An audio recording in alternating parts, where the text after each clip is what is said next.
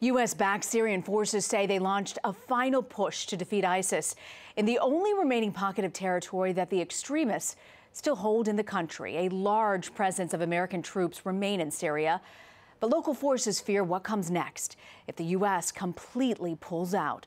Charlie Daggett reports from the front lines in eastern Syria near the border with Iraq. They arrived to a barren stretch of desert, exhausted, hungry, and cold, but finally out of harm's way. Families who lived under the grip of ISIS until the bitter end.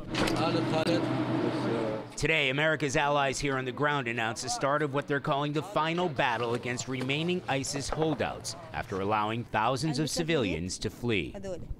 This woman told us her children became terrified of constant airstrikes and bombardment, and that they've been living on a diet of grass. The men have been separated and interrogated to see if they were ISIS members. There were many times you would have been able to get away. Why didn't you leave before?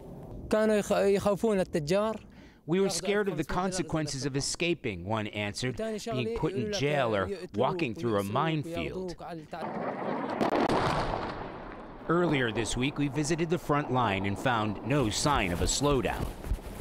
As Kurdish-led troops closed in on the last strip of ISIS territory, backed up by U.S. and coalition airstrikes. Just seconds ago, we heard a jet roaring overhead, followed by 2 airstrikes in that direction, just showing you that this fight is not over yet. Sounds of the ongoing battle rang out as we spoke with local commander Khalid Bahran. Now that the area is so small, does it feel like it's the end for ISIS?